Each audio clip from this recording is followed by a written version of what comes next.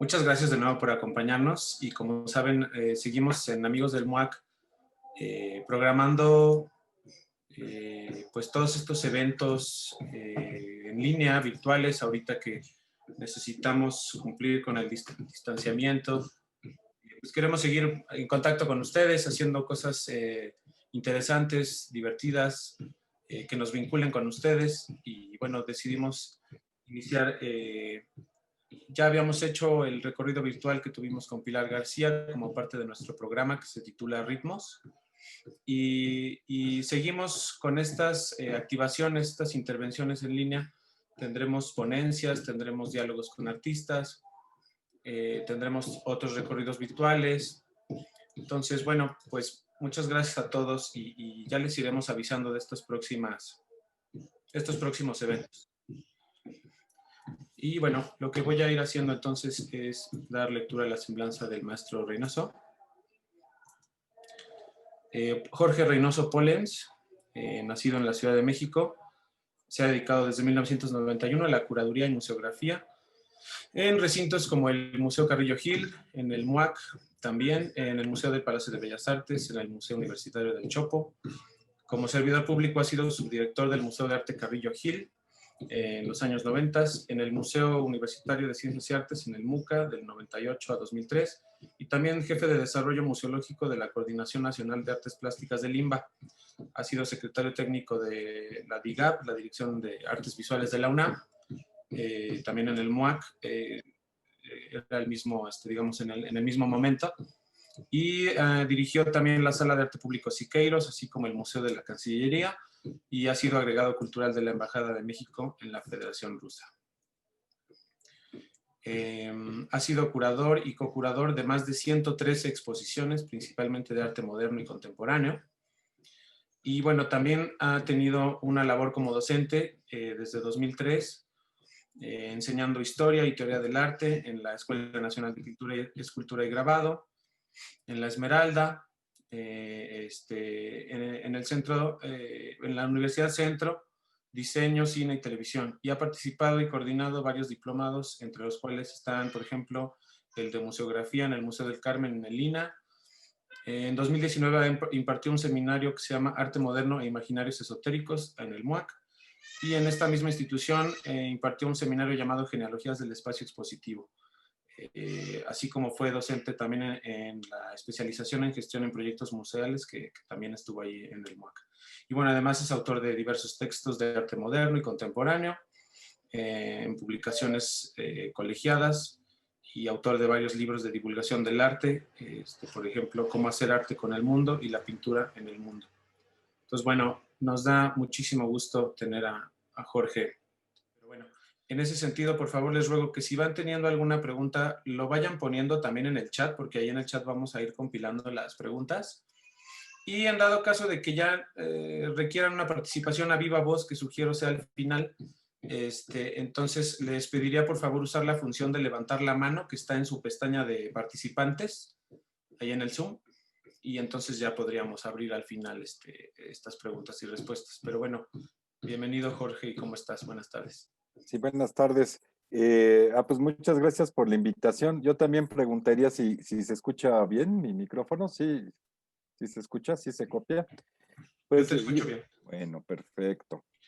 Jorge, Muy nada más me permites recordarle a todos que la sesión de hoy está siendo grabada con fines de registro y posterior difusión. Entonces, bueno, avisarles a todos. Ojalá estén de acuerdo. Si alguien no está de acuerdo, que lo manifieste en el chat. Pero bueno, les agradezco estar participando ahora. Y bueno, si quieres, ahora te pongo acá para que puedas compartir la pantalla, mi querido Jorge. Pues muchas gracias, David. Y bueno, y reitero el agradecimiento. Y pues ya voy a compartir pantalla que también me sirve a mí como una especie de acordeón. Y, y bueno, muchas veces hablamos de arte moderno y pues arte moderno está relacionado con la modernidad y hay como, dependiendo del libro que uno esté leyendo, hay distintos momentos o puntos de arranque de lo que hablan del arte moderno. Uno de los más tradicionales es que reúne una serie de movimientos artísticos que surgen a finales del siglo XIX y que se desarrollan durante el siglo XX.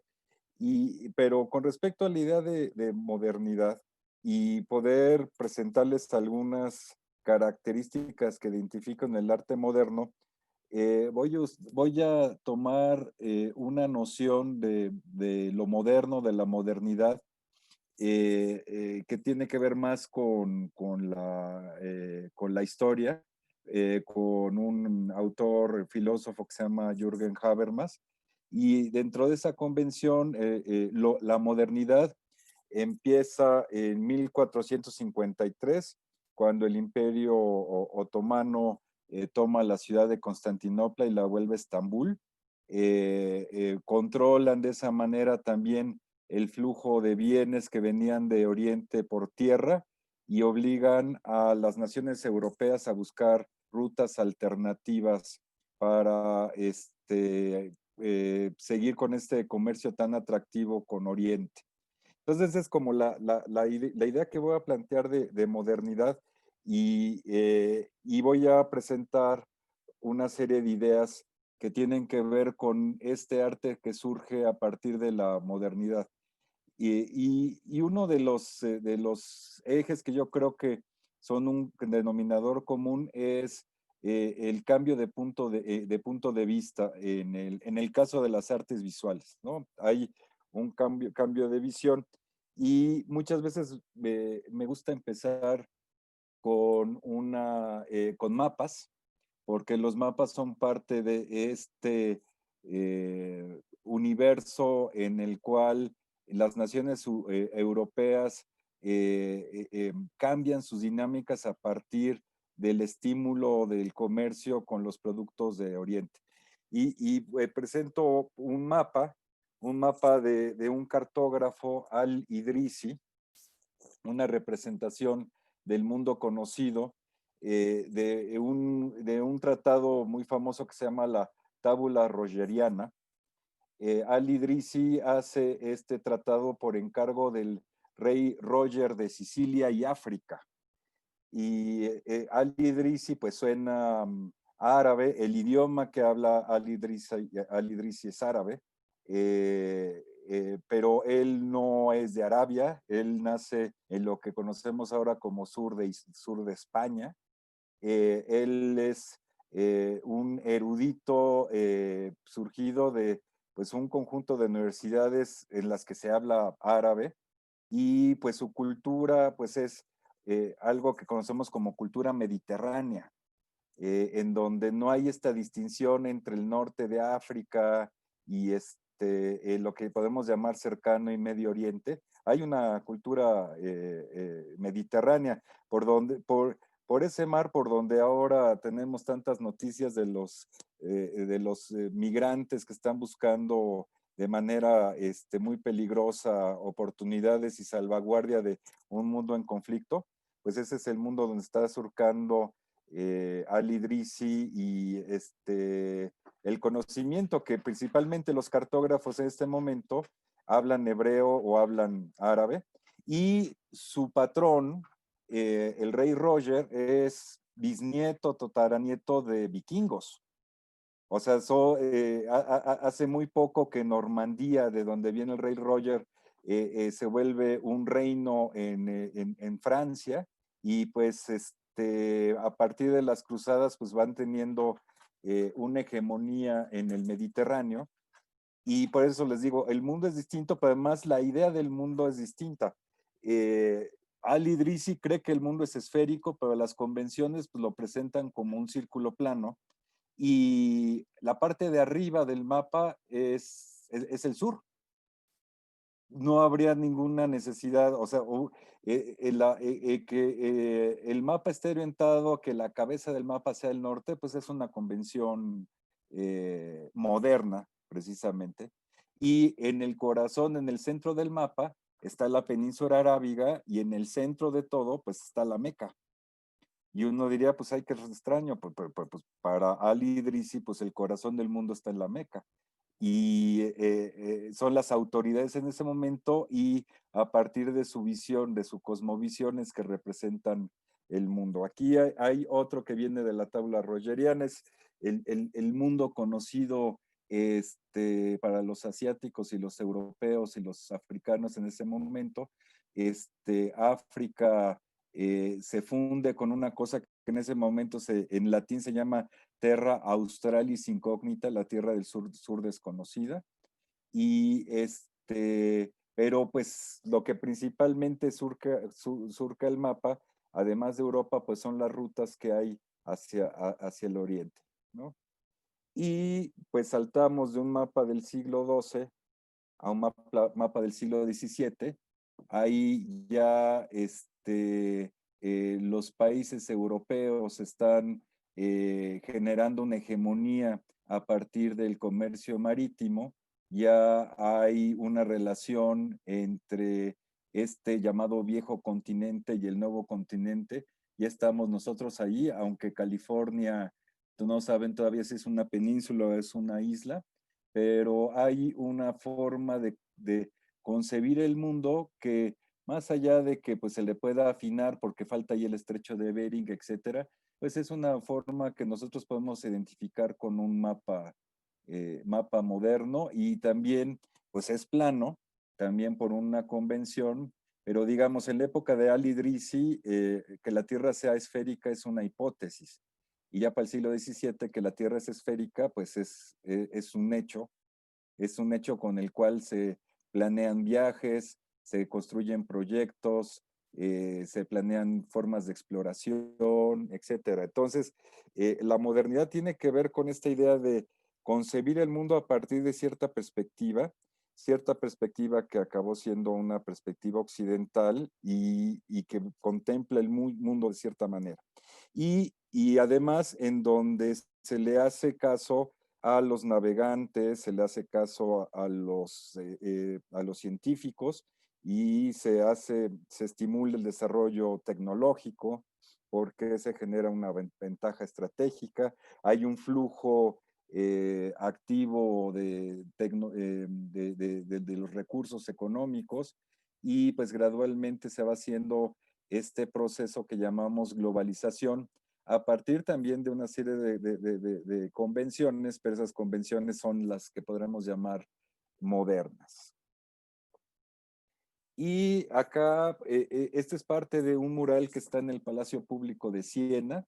Ya es un mural que, a diferencia de la mayoría de las artes visuales que se hacen en el siglo XIV, no es una obra con tema religioso ni hecho para una iglesia ni para un convento, es para un edificio público.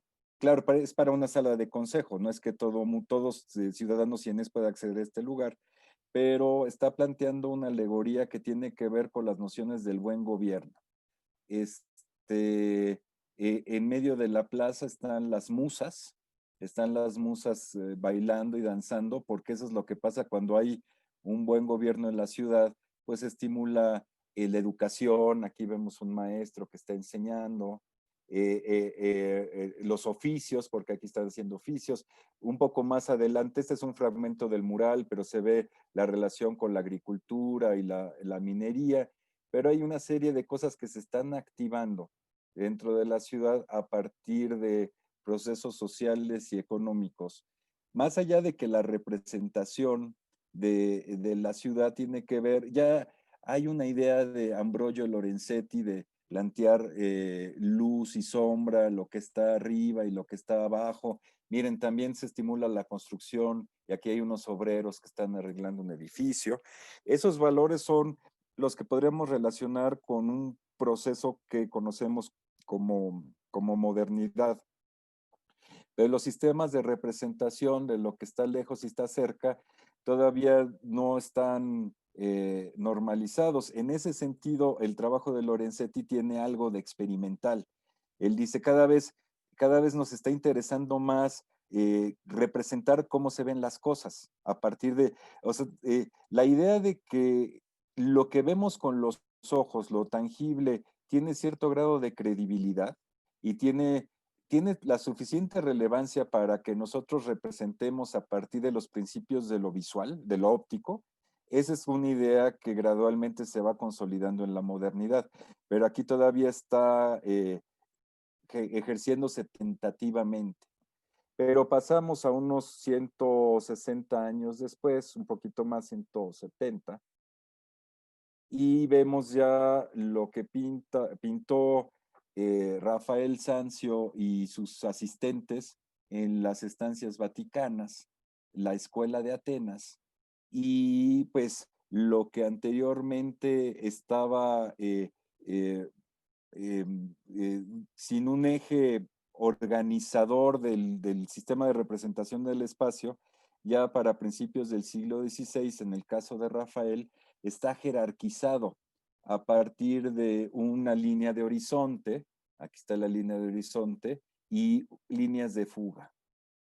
A partir de cómo se ven las cosas, desde el siglo anterior hay artistas como Piero de la Francesca o Brunelleschi que van diciendo, bueno, pensemos que tenemos una especie de cristal enfrente de nosotros y cómo está la línea de horizonte, cómo está la línea de fuga, y a partir de ahí vamos a generar una forma de representación del espacio, pero donde también las líneas de fuga jerarquicen, generen un sistema de organización de las cosas en el espacio que estoy representando. Y además lo que se está representando en el corazón del mundo católico no es un tema que tiene que ver con la tradición judío-cristiana, sino con el mundo helénico, con el mundo grecolatino. En las estancias vaticanas sí hay temas que tienen que ver con la historia de Roma, sí hay algunos temas religiosos de los que pintó Rafael, pero hay dos que son de otro orden. Es uno de los murales dedicado al Monte Parnaso, con Apolo y las musas y los grandes poetas, Dante Alighieri, etcétera, por ahí, Virgilio, y este otro en que se rinde homenaje a los filósofos de la tradición grecolatina, por ahí está Euclides, por ahí está Ptolomeo, por ahí está Arquímedes, y en el centro de la imagen, pues están Platón y Aristóteles, ¿no? Platón con la mano para arriba diciendo, no, pues el más allá, y Aristóteles con la mano como para abajo, hablando del más acá, como diciendo esta herencia que tenemos del mundo grecolatino, en donde también por un lado está Apolo con su lira y Atenea con su casco y con su lanza, la diosa de la estrategia y de la sabiduría y el patrono de las artes están ahí, como diciendo, bueno, reconocemos esta herencia que tenemos y además se construye una especie de visión en la cual teníamos una relación con el mundo y con las cosas que era significativa en la antigüedad y pasó una era que llamamos era oscura, lo que nosotros llamamos Edad Media, y estamos recuperando ciertos valores de esta antigüedad y estamos en una cosa que llamamos renacimiento. Pero pues hay una apropiación de la modernidad de este pasado, de la idea del pensamiento especulativo, de la filosofía, etcétera. Y habría que mencionar ya desde una perspectiva de la crítica contemporánea, que son dos hombres varones los que están en el centro del espacio. La idea es que cambie el punto de visión, pero nosotros hablamos del humanismo, pero es en el centro de la acción está el hombre varón también, que ese es también en el momento en que en décadas recientes, sobre todo después de la Segunda Guerra Mundial, hay un proceso de examinación crítica hacia los procesos de la modernidad, hacia el desarrollo tecnológico, que puede ser depredador, hacia todo que se centra en el hombre, que puede ser una agresión a la naturaleza. Todos esos elementos les llamamos posmodernidad, aunque pues no se puede frenar el motor que arrancó la modernidad, pues ya estamos en un momento crítico de ella. Y parte de esta crítica es porque este hombre varón occidental está en el centro del escenario, pero eso es parte de la historia de la modernidad. Y ese cambio de punto de visión tiene que ver también con la idea de que si en siglos anteriores el artista había sido pues un artesano o digamos, un, un técnico muy capacitado, pero al final de cuentas una persona que pues, podía ser equivalente a un carpintero o un alfarero, de repente hay la idea de que yo soy un artista visual, pero soy un investigador, soy un intelectual, soy un filósofo, estoy en una búsqueda personal, estoy proyectando una idea del mundo, estoy planteando tesis con mi obra. Esa es una idea moderna del artista. Quizás empieza con Giotto en el siglo XIII, pero Giotto pues no le puede decir a sus patronos en Asís, pues voy a detener un poco el mural de Asís porque estoy especulando, estoy teorizando, estoy en una búsqueda, soy un artista atormentado, pues le dice, no, maestro Giotto, o sea, se va a secar el yeso y nosotros le pagamos por tanta superficie que va a pintar. Pero ya desde el Renacimiento hay la idea de que el artista está en una búsqueda, de la misma manera que hay exploradores marítimos y en el ámbito de la ciencia y la astronomía, pues también el artista se vuelve una especie de explorador, de investigador, de persona que está proponiendo ideas y nuevos modelos o paradigmas de representación.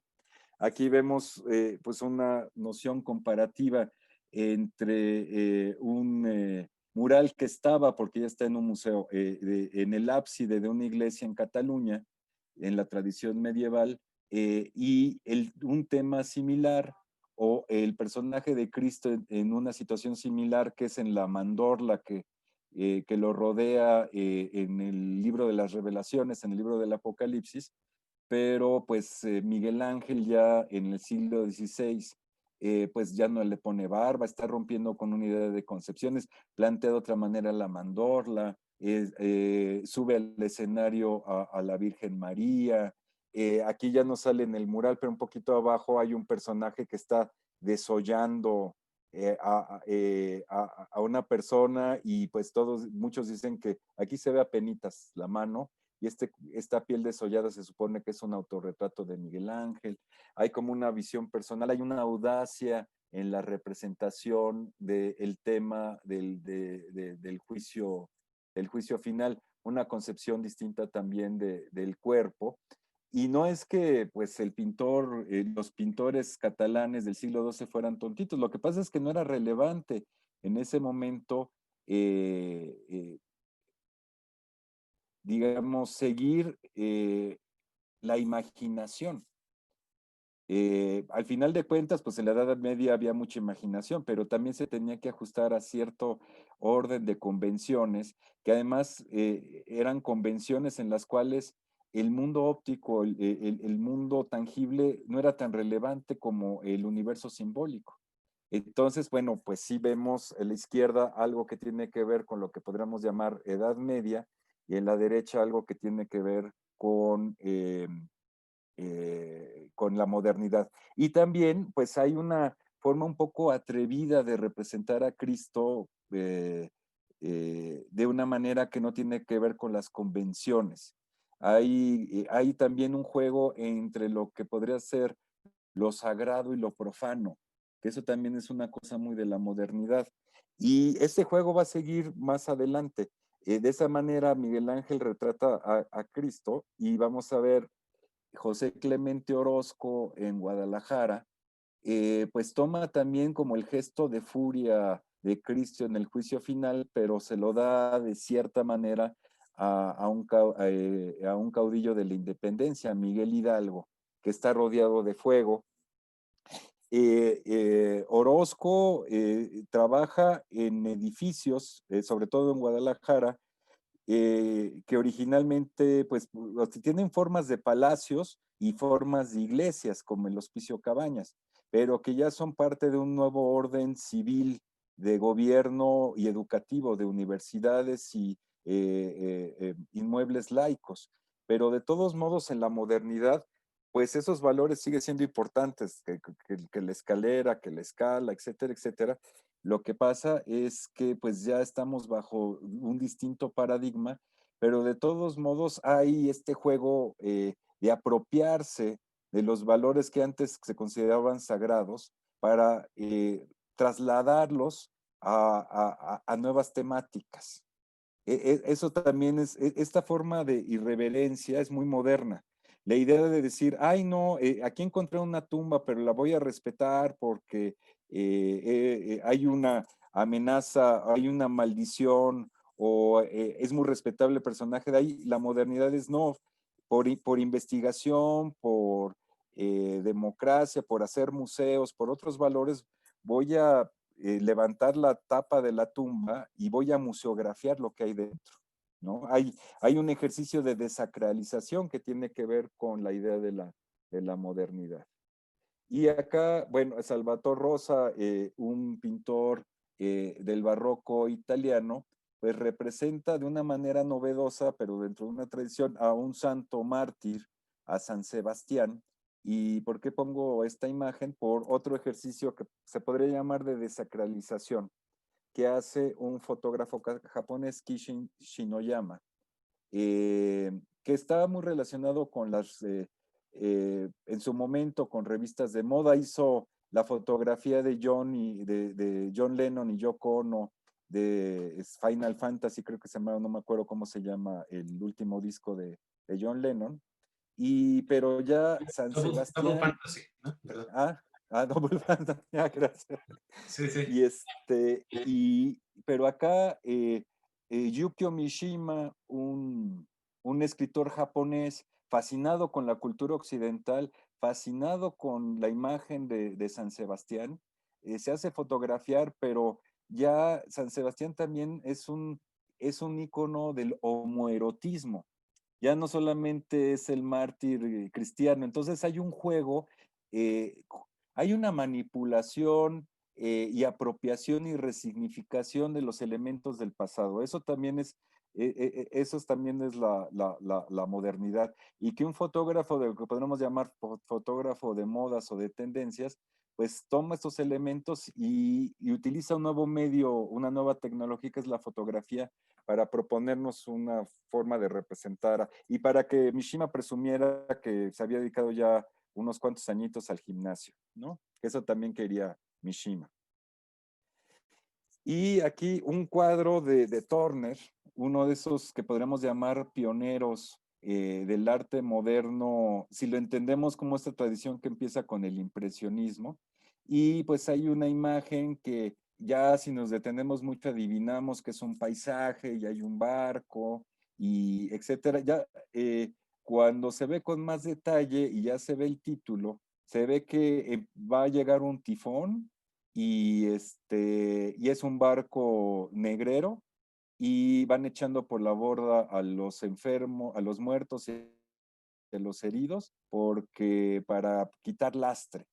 Entonces, esta es una obra que se pintó unos cuantos años después de que se prohibiera el comercio de esclavos en las entidades del Reino Unido, pero pues sí es una escena dramática que tiene que ver con un tema relativamente contemporáneo, en donde pues hay una exploración técnica de los materiales, que esa es parte también de la modernidad. No es así, yo pinto según una tradición, sino que yo someto mis soportes, mis materiales a ciertos límites de exploración, de experimentación, y al mismo tiempo pues hay un tema dramático, contemporáneo que se está retratando en la obra. Perdón, lo estoy checando porque no me quiero que se me pase el tiempo. Y en ese sentido de nuevas formas de visión, hay pues una figura ya que designaríamos como postimpresionista, que está haciendo un paisaje. Además, este es un tema, el motivo del paisaje, lo que se ve al fondo, el monte Saint-Victoire, lo pintó y lo repintó y lo volvió a pintar y se dedicaba horas a hacerlo. El paisaje prospera mucho en la modernidad. Antes, digamos, antes del siglo XVII, el paisaje tenía que tener a Abraham pastoreando el ganado de su suegro, o tenía que tener a Apolo, el paisaje no era un tema en el mundo antiguo y en la Edad Media. El paisaje se volvió un tema, un asunto en la modernidad, porque la, eh, la lógica de buscar sistemas de representación y de percepción se volvió un tema en sí mismo. Luego vamos a ver un poquito más adelante esta idea de un proceso que a veces se le llama la emancipación del arte, y que es relativa, pero es la idea de que cada vez más el artista podía dedicarse a un tema que no estuviera sujeto, supeditado a lo que le pidiera un cliente hacer. Pero también el paisaje, pues es forma y color, composición, etcétera. Entonces se vuelve un ejercicio interesante para plantear cuáles son los límites de mi técnica, de los materiales que estoy usando, de mis sistemas de representación, de mi lógica, y a partir de una forma particular en que empezó a trabajar el paisaje, Cézanne, inició una tendencia ya en una generación siguiente con Picasso que se llama cubismo, siendo que Picasso casi ni pintó paisajes, ¿no? Pero sí, era un muchacho en 1905 cuando vio por primera vez un Cézanne y Picasso le movió el tapete, dijo, aquí hay una lógica de orden de qué es la pintura en sí que me interesa como para seguir explorando, ¿no? Y hay un proceso así como puede ser en el desarrollo tecnológico, en el pensamiento científico, también empieza a plantearse la idea de yo no voy a seguir a un maestro, pero me sirve de plataforma porque es una forma de experimentación o de propuesta o de tesis que yo voy a seguir desarrollando y hay un proceso de desarrollo hasta que se llegue a cierto tipo de límites técnicos o de los materiales, etcétera. Entonces voy explorando otra cosa. Esta idea como de exploración y experimentación tiene que ver con las mismas lógicas de la modernidad. Y pues ya en esta obra de Paul Klee, que es la que ilustra la entrada, es la idea también, voy a seguir haciendo un paisaje, pero más bien la idea es que yo quiero que vean mi obra como una persona está viendo un paisaje. O sea, si uno está viendo una montañita, uno está yendo al campo y se baja del auto o del transporte para ver un atardecer, pues no le está planteando uno al paisaje que le diga ciertas cuestiones sobre el mundo y la sociedad y lo contemporáneo. Y esto, uno está en un ejercicio de contemplación a partir de nociones de ritmo, armonía, etcétera, en donde también puede afectar el estado de ánimo de uno, etcétera. Pero ese es uno de los caminos que ha seguido el arte moderno, tiene que ver con la modalidad con la que se ve un paisaje y también Paul Klee, que está muy interesado, como otros artistas, como Delaunay o como František Kupka, en la relación entre lo visual y lo musical, entre la armonía de lo visual y la armonía de lo sonoro, pues empieza a hacer también estas propuestas de las metáforas entre lo óptico y lo sonoro. Y ya, pues más reciente, ya, bueno, pero hace 27 años, esa es una de las primeras piezas que hizo famoso a un artista islandés que se llama Olafur Eliasson. Él cerca de su lugar nativo, pues hay unas cascadas que son así muy suavecitas en el agua, pero se contrastan con la luz y se hacen arcoíris y se planteó, voy a explorar o voy a asistirme de técnicos especialistas porque yo lo que quiero, mi idea es presentar en un espacio de exhibición un arco iris, generar las condiciones climáticas para poder presentar un arco iris en un lugar, ¿no? Y pues sí, ya no existe el soporte, ni el óleo, ni el papel, ni nada, pero uno puede hacer una genealogía que va desde los paisajistas del siglo XIX hasta Olafur Eliasson, en la idea de la idea de contemplación o de recreación de la realidad óptica, ¿no? Bueno, dentro de esas ideas que ya habíamos estado platicando, exploración, investigación, experimentación, que son de estos motores que se dan en el comercio, en el desarrollo científico-tecnológico, afectan también la forma en que los artistas perciben su mismo oficio.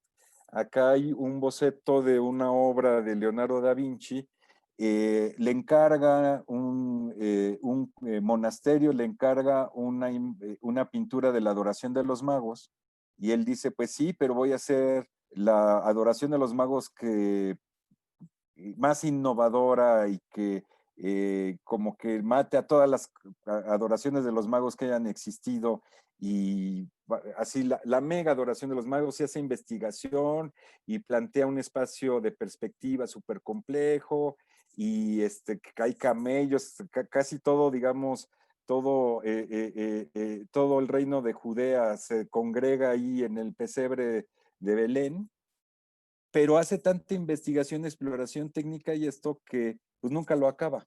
Esa es como una idea las obras finalizadas de Leonardo da Vinci se pueden contar con las manos, digamos, hablando de pintura. Hay un montón de dibujo, pero pintura, pues son bien poquitas. Y y bueno, a eso se aúna la inestable situación política de la Italia de tiempos de Leonardo.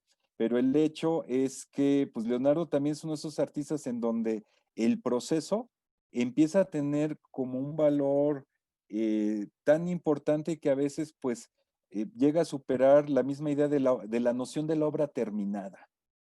¿No? La obra es una especie de búsqueda, de exploración, de investigación, y en el caso de Leonardo, pues su objetivo está en un lugar tan distante que sus posibilidades técnicas o reales, incluso económicas, pues no le alcanzan para poder terminar la obra.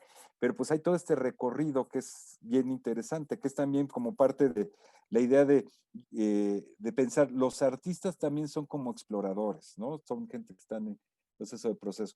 Aquí hay esta obra de Guéricault de principios del siglo XIX, había habido en 1816 el naufragio de un barco de la Marina francesa, un barco de carga, causado posiblemente, bueno, seguramente por asuntos de negligencia, pero fue un gran escándalo, uno de los primeros escándalos que se transmitió por los periódicos, y Guéricault dijo, voy a hacer en la época de Guéricault, la idea para poder tener una consagración como artista era que tu obra fuera seleccionada en la academia.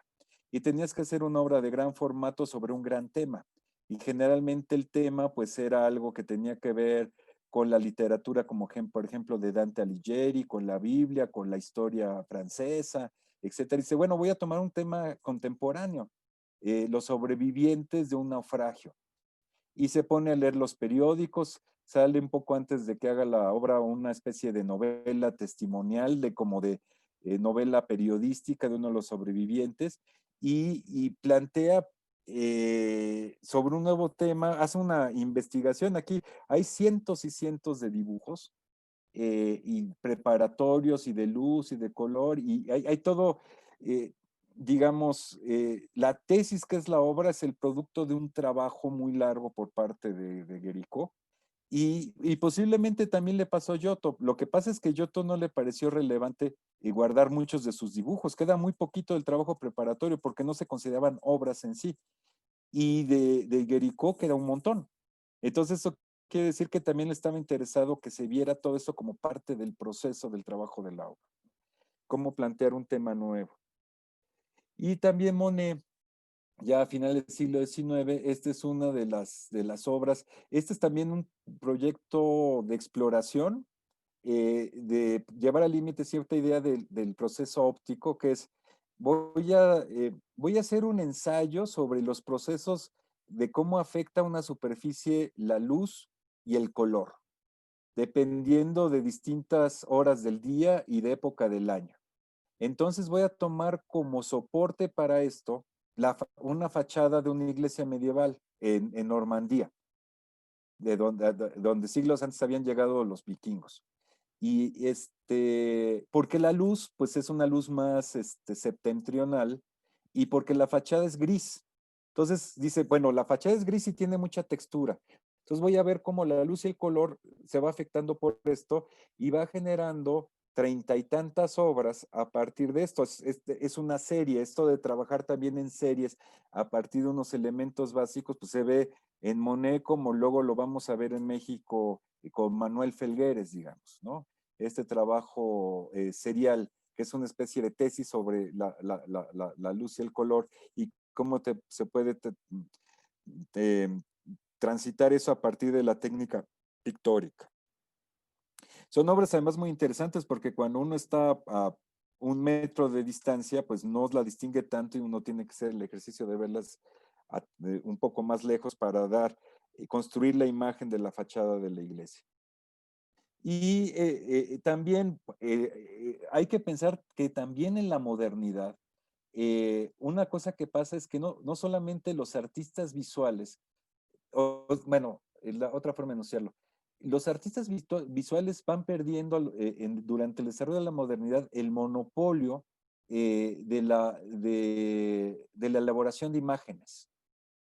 Empieza a haber distintos actores como caricaturistas, ilustradores gráficos, y luego nuevas tecnologías como la fotografía y el ámbito científico que empieza con los mapas, con las cartografías, que va haciendo enciclopedias, etcétera. Entonces ya no tienen un monopolio de la imagen, pero empieza a haber otro tipo de relaciones. Una de ellas es cuando por medio de la fotografía se van haciendo estudios de cinetismo, por ejemplo, este de Muybridge y este de Jules Marais, sobre estudios cinemáticos. Y esto pues también va a tener dentro de las lógicas de experimentación, exploración y nuevos modelos de representación o puntos de vista, a partir de, por ejemplo, el cubismo y una vertiente del cubismo particular que se llama el cubismo dinámico, va generando una obra como esta de Marcel Duchamp, ¿no? Desnudo bajando la escalera, que tiene, pues hay una especie de exploración de cómo desde el mundo de la fotografía de estudio científico puedo generar una propuesta de representación de los puntos de vista en el espacio y del tiempo en una pintura, ¿no? Que se presentó en el primer Armory Show de Nueva York en 1913, esta obra. Y aquí vemos otra de Muybridge, en donde se ve pues una figura femenina desnuda haciendo el ejercicio de bajar la escalera. Pero pues, digo, no, esta exploración de ese tema se desarrolla después. Esta es una obra de Gerhard Richter, Emma, que era entonces su esposa, que es un poco de juego y de comentario a la misma noción de Duchamp, pero a partir de la imagen fija, pero es una pintura que está tomando como punto de referencia una fotografía. Entonces está más o menos en el mismo juego de ensayo y de especulación, pero quizás desde otra plataforma, ¿no? Bueno. Y Tatlin, un artista vinculado al constructivismo soviético, a los primeros años optimistas de la Unión Soviética, y una especie de gesto a Leonardo da Vinci, el inventor, la idea de un artista generando pues una imagen utópica de una máquina voladora, ¿no? Esa es como parte de esta idea del artista y la modernidad y los proyectos posibles. Ya me voy a ir un poco rápido porque ya se me está acabando el tiempo. Una cosa también importante es que en la modernidad, frente a los clientes tradicionales del arte, que eran las aristocracias nobiliarias y las religiosas en Occidente, empieza a surgir como figura preponderante social, económica, política, la burguesía. Y la burguesía pues va a tener una consideración distinta del arte. Uno de ellos, Paulus Potter, es holandés de los Países Bajos, una nación que acababa de ser independiente, emancipada del reino de España, y es una de las naciones donde empieza el comercio del arte, digamos, cuando empieza a tener el arte un valor como es valor especulativo dentro de los mercados y de valor simbólico, ¿no? Pero también, pues un tema, o sea, quizás para una familia como los Gonzaga, los Sforza en el Renacimiento, hubiera sido, ¿por qué me pintas un buey? Pero pues posiblemente al cliente holandés pues le gustan los cuadros de bueyes. Son cosas que, que son parte de su vida, de su existencia, y le parece interesante este retrato. Más allá también que lo que pasa en la modernidad es que ya para tener un contacto con la naturaleza cada vez te tienes que ir más lejos de casa. Y por eso, este también es una razón por la que el paisaje se vuelve tan preponderante, porque antes la contemplación del paisaje es algo que estaba a unos cuantos pasos de tu hogar, y la modernidad causa un cambio radical y gradual, pero radical en el paisaje, ¿no? Pero bueno, están temas como una iglesia vacía o un perro o una vaca, ¿no? Y que pues nosotros lo vemos como muy normal, pero en su época, cuando lo presentó Manet este cuadro, dijeron, ¿de qué trata? O sea, pues, lo que veo son una señora grande, una chica junto a una vía de tren con un perrito y que me está viendo, pero ¿cuál es el asunto de la pieza? O sea, que causó ¿y por qué está de espaldas? Si parece un boceto, no parece una obra terminada, etcétera. Había todo este planteamiento y que al final de cuentas, pues sí, lo que estaba planteando Manet es dos mujeres, una de espaldas junto a una estación de tren, con una reja que va marcando un ritmo, pero era una cosa muy innovadora que no hubiera una anécdota moral o algo así en la obra, ¿no?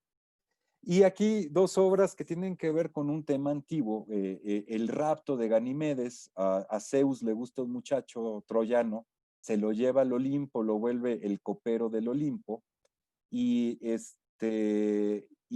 Rubens es un pintor de Amberes, que su clientela es una clientela aristocrática católica, en la cual el tema de Ganimedes es un tema de romanticismo homoerótico, y en donde pues se ve a un muchacho adolescente ahí con la copa, y Zeus es el águila, porque se convierte en águila Zeus para raptarse a Ganimedes, y hay una especie de celebración de esta unión entre el poder y la belleza. Y a unos cuantos, y apenas 2 décadas después, y en una distancia que es de la Ciudad de México a Guanajuato, o quizás hasta que, a Celaya, digamos, en Ámsterdam, está Rubens, que diga Rembrandt, y Rembrandt toma el mismo tema, pero Rembrandt está en una nación joven, tiene una monarquía parlamentaria, pero principalmente es burguesa y calvinista. Y la visión que tienen de esto es que el rapto de Ganimedes es un acto de violencia del poder por impunidad, y lo recalca haciendo a Ganimedes un bebé que pues está haciendo pipí de miedo de que se lo lleve Zeus. Entonces se vuelve el mismo tema se vuelve en el caso de un mundo calvinista como en el Rembrandt, un tema de crítica social. Y también el artista va agarrando independencia con respecto a sus temáticas. Su clientela y su público es un público principalmente burgués, que tiene sus valores morales, etcétera, pero empieza a haber una tendencia en la modernidad que en Francia se llamaba épater le bourgeois, espantar al burgués. Voy a explorar temas controversiales, temas de riesgo, temas que muevan a la gente, temas que generen controversia, porque esa es mi función como artista y mi función dentro de una sociedad. Ya no estoy haciendo los cuadros de la iglesia, etcétera. Entonces voy a abordar temas como la sugerencia del lesbianismo, ¿no? En el caso de Courbet. O Manet, otro cuadro de Manet, en donde uno puede decir, ay, pues hay una muchacha bonita en una barra, en un restaurante y sitio de espectáculos famoso de París.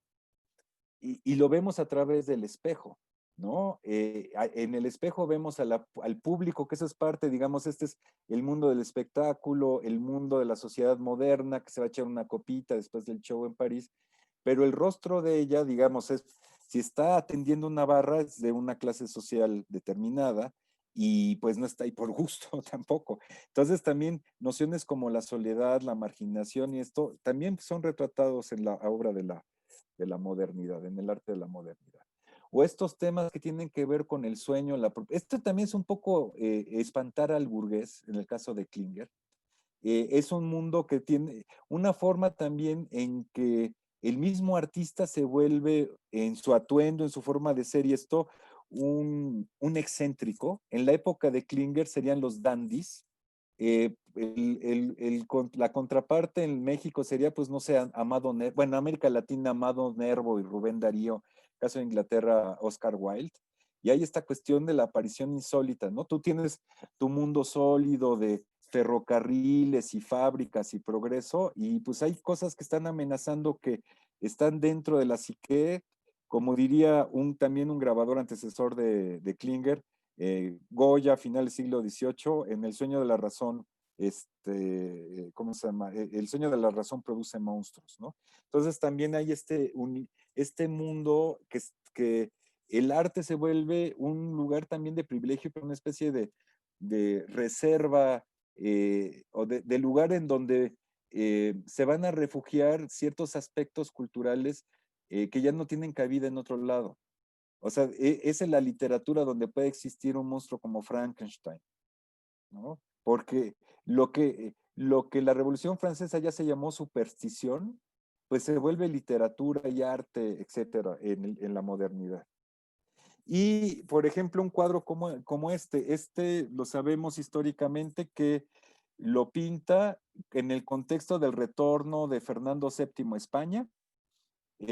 Pinta dos cuadros, el del 2 de mayo, la carga de los mamelucos o los fusilamientos del 3 de mayo, pero es un cuadro que pues no es que alguien lo tenga en la casa así, imagínense una residencia que te invitan, ay, te invito pues un traguito, quieres un botito, un tequila, pues aquí tengo un fusilamiento, así, pues no, está pensado para un espacio como un museo, está pensado para ser una parte de la memoria de España, o sea, ya son otros los escenarios, ¿no? Para estas obras.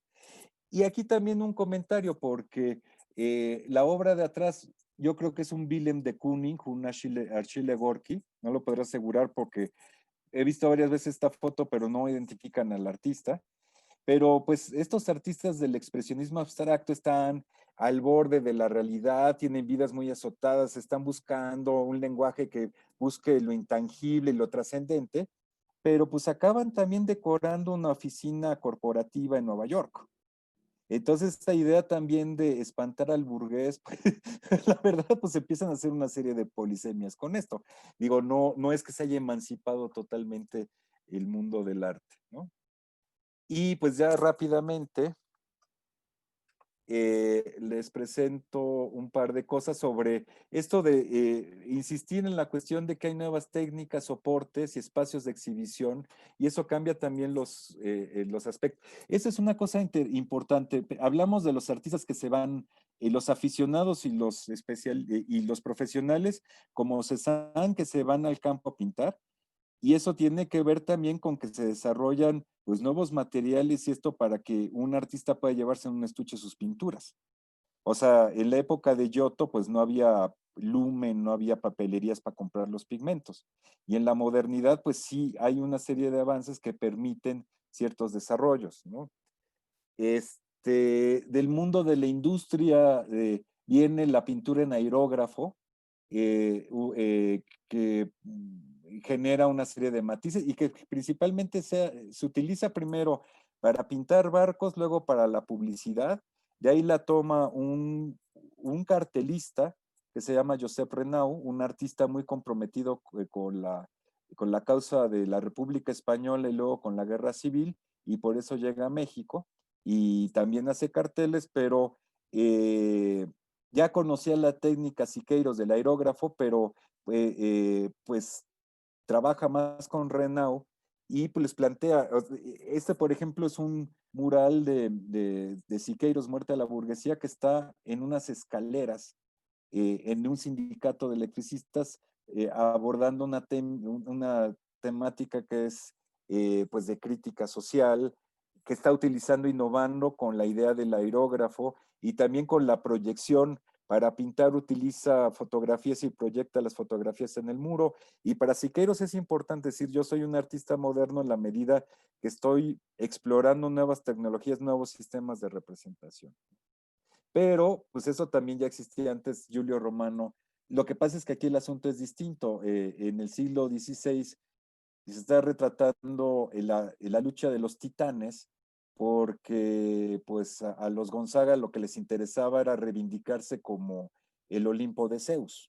Pero pues esto es como un antecedente a estas lógicas de busca de nuevos sistemas de representación de Siqueiros. Y también por ejemplo, Lucho Fontana, este artista ítalo-argentino, pues el neón le ofrece nuevas posibilidades, pero también después de la guerra se hacen pabellones de promoción del diseño y de la industria, como en Milán, una ciudad que siempre ha estado en el cruce transalpino, y se genera un vestíbulo como este, y es un lugar como apropiado para hacer una obra como esta. Entonces también cambia los escenarios y los motivos y se permite esta exploración del espacio a partir del neón.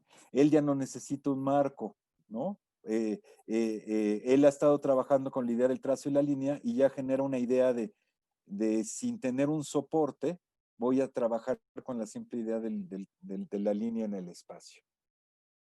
Y ya así como para terminar esta obra de Siqueiros, que utiliza también de modelo la fotografía, una fotografía de Leo Matis, eh, eh, técnica, nuevos materiales, es una pintura sintética sobre aglomerado de madera.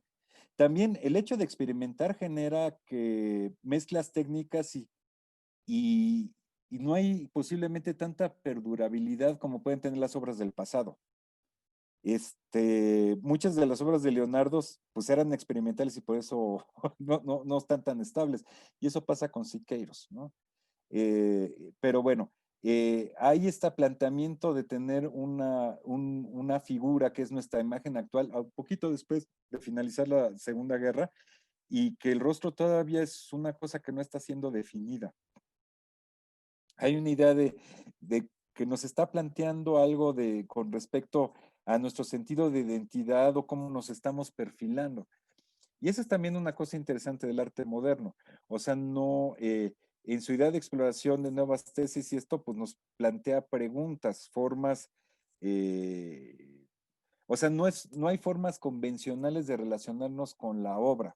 Más allá del hecho que tiene el arte moderno, como el de otras épocas, como decía Ortega y Gasset, de la solidaridad íntima que tiene con su momento histórico, ¿no? Esa es una cosa interesante también del arte y la relación que tiene con nuestra experiencia de vida. Lo interesante del arte moderno es que es algo que está muy próximo a nosotros. Entonces, pues podemos identificarnos con algunos de los problemas que plantea, de sus crisis, etcétera.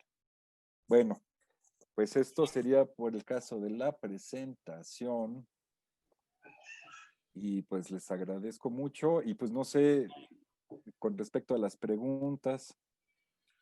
Muchas gracias, Jorge.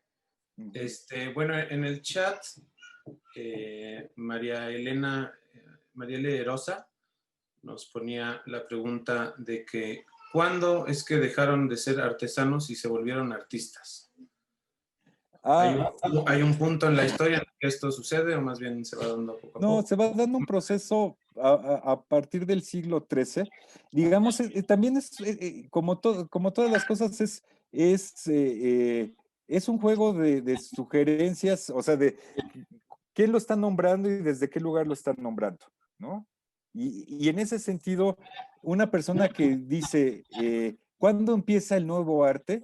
Es un autor del siglo XVI que también era artista, Giorgio Vasari, que tiene un libro que se llama Historia de los grandes pintores, escultores y arquitectos, y pone como primeros artistas del nuevo estilo a Cimabue y a Giotto, ambos de la Toscana. Y la obra que marca un nuevo modelo es los murales que hace Cimabue y Giotto para Asís, para la Basílica de Asís, en la idea de que ellos pues plantean una nueva lógica de representación, plantean una idea intelectual, pero digamos, en la noción que tenemos nosotros de lo que es un artesano hay muchos estereotipos. En el caso de México también incluso socioeconómicos y de raza. Ese es un tema complicado, pero digamos, ¿quién es artista y quién es artesano? Pues el que recibe la beca del FONCA o del FONART. Pero sí, hay cuestiones ahí también socioculturales e incluso de raza, ¿no? Gracias a María Elena por la pregunta y gracias, Jorge. También Lalo nos pregunta, ¿qué tanto las convenciones de las distintas épocas históricas han sido determinantes en los modos de representación? Saludos cordiales a Jorge. Ah, sí, bueno, es que no hay, eh, digamos, en la historia del arte hay ciertos momentos que nosotros les damos nombre, pero ellos no se dieron. No es que en la época románica y se hicieran iglesias, se pintara y dijeran, ay, sí, es que yo estoy en el periodo románico, o yo soy gótico, tardogótico. Los artistas del Renacimiento sí tenían o sea, los italianos del siglo XV que estaban en esta onda, sí tenían la conciencia de que estaban en un movimiento y que estaban en un proceso. Y esa es una cosa interesante también de los artistas de la modernidad que están en estas tendencias. Eh, es tan importante lo que conciben como la ruta que están planteando como lo que rechazan. Eso plantea Vasari o también Benvenuto Cellini, otro autor del Renacimiento. No, bueno, rechazamos el arte de los griegos y de los godos. Para ellos el arte griego era el arte bizantino, no el arte de la antigüedad. Y los godos, pues es el arte del norte de Europa, el arte gótico, ¿no?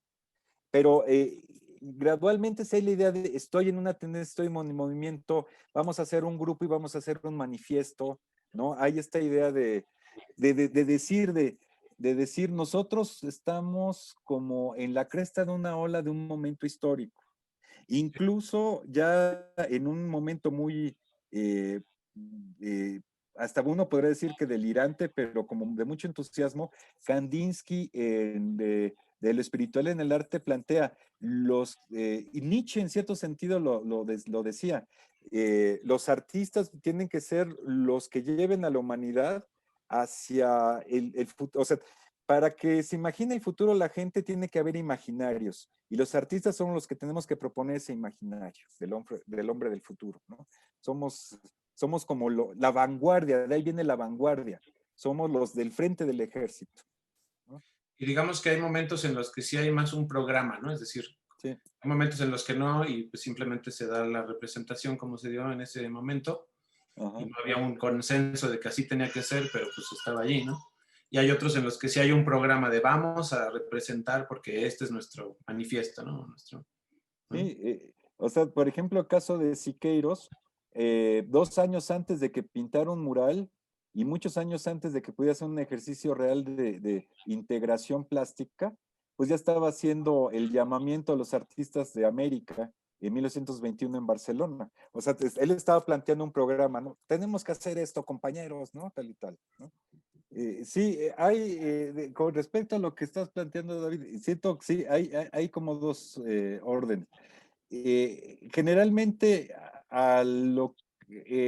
las tendencias que llamamos arte contemporáneo las relacionan con la palabra posmodernismo. Pero sí, que es que se ha como discutido mucho esta idea de la posmodernidad, porque supondría una superación de las condiciones de la modernidad. Pero más bien diríamos que la diferencia entre lo moderno y lo contemporáneo es que sí, ya hay un planteamiento crítico con respecto a ciertas consecuencias que vienen con la modernidad. Por ejemplo, la modernidad ha cambiado el paisaje. Entonces, eso es para bien o para mal.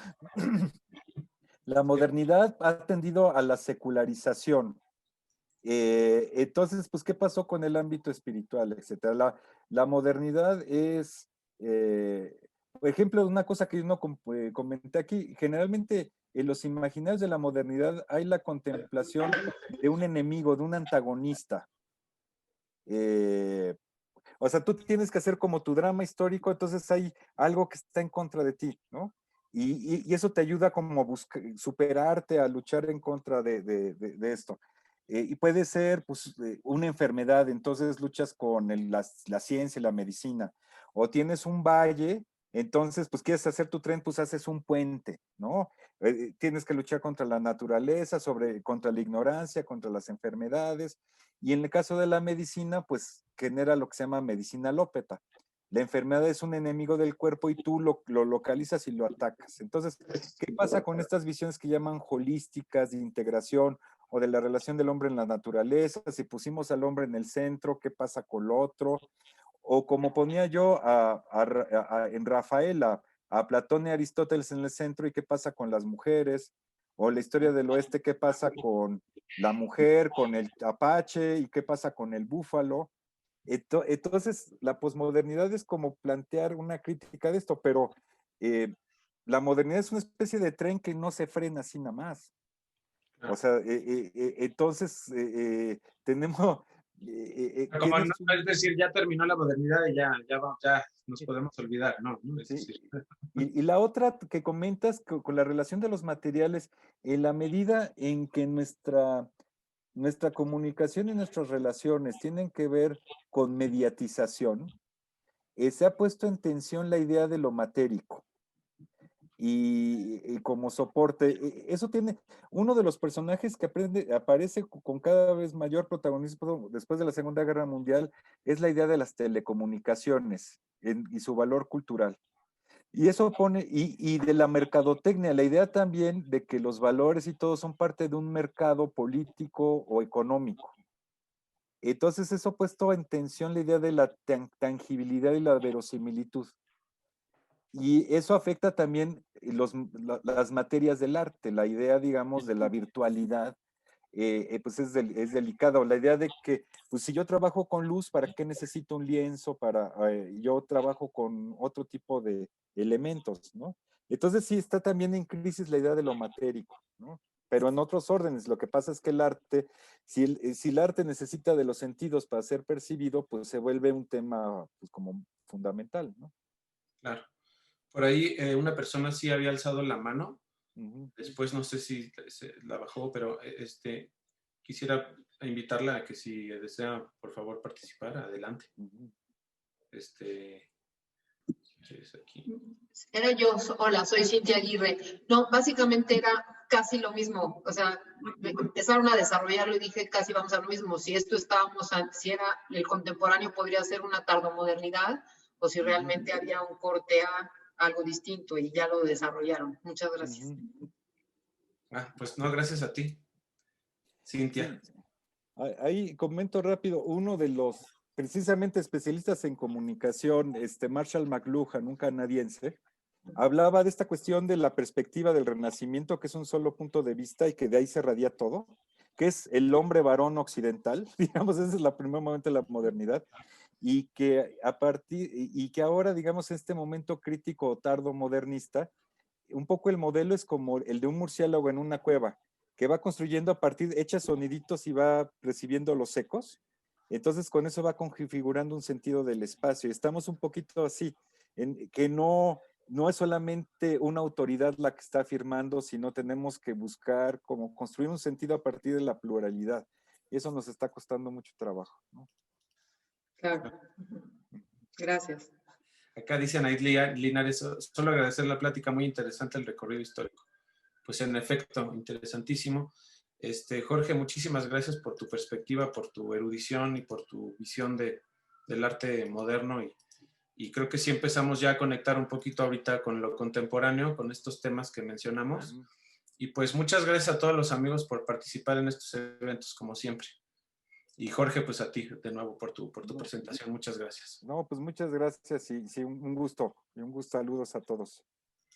Bueno, pues nos vemos pronto, amigos. Que tengan bonita noche y seguimos ahí en contacto a través del correo.